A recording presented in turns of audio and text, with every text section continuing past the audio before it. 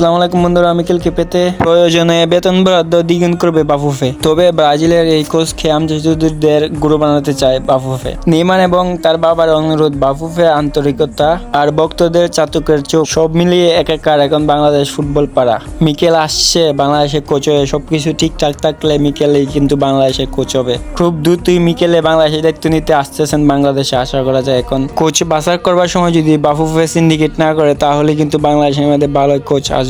উঠতে থাকা বাংলাদেশ ফুটবলকে এখন সবাই ভালোবাসে বাংলাদেশের মানুষেরা, কারণ একটুই বাংলাদেশে এখন ফুটবলার, বিশ্ব মাতানো ফুটবলার বাংলাদেশের আছে। তাই বাংলাদেশে খেলা দেখতে এখন মজা লাগে। যেমন সমীর রমজান আর ইব্রাহিমোভিচের সাথে খেলে এসেছেন, এরকম ফুটবলার এখন বাংলাদেশের টিমে আছেন। তাহলে আপনারা বুঝে নেন বাংলাদেশ বিশ্বকাপ খেলতে কতদিন লাগবে। আর এখন খালি রোজারিও মিকেলে যদি বাংলাদেশের দায়িত্ব নেন তাহলে বিশ্বকাপ খেলতে বেশি দিন লাগবে না বাংলাদেশ। রোজারিও মিকেলে বাংলাদেশের বাফুফের কাছে সিভি পাঠানো একমাত্র কারণ হলো নেইমার জুনিয়র বাবা বাংলাদেশের রবিন মিয়া।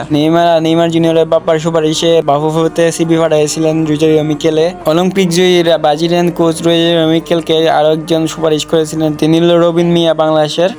নেইমার বাবার অনুরোধে রোজারিও মিকেল বাংলাদেশে দায়িত্ব নিতে বেতন কমিয়েছিলেন তারপরেও বাফুফের কাছে ততটাও কিন্তু বেতন ছিল না তাকে দিবার। রোজারিও মিকেলকে পেতে বাফুফে এখন কোচে যা বেতন বরাদ্দ করেছিল তার থেকে দ্বিগুণ করতে চলেছেন রোজারিও মিকেলকে পেতে। রোজারিও মিকেলের কথা শুনে ভক্তরা এখন আল্লাদে আটকানা, এই বুঝি রোজারিও মিকেল বাংলাদেশে দায়িত্ব নিতে আসতেছেন। আমজা সমিতিদের ঠিকঠাক নির্দেশনা দিতে পারলে তাহলে কিন্তু বাংলাদেশ বিশ্বকাপ খেলতে পারবে, আশা করা যায়। তো এবার দেখার পালা অলিম্পিক জয়ী নেইমারের কোচ বাংলাদেশে দায়িত্ব নিবেন কিনা। বাফুফের কাছে সবকিছু এখন। তো এখন দেখা যাক রোজারিও মিকেল কি বাংলাদেশে দায়িত্ব নিতেছেন নাকি।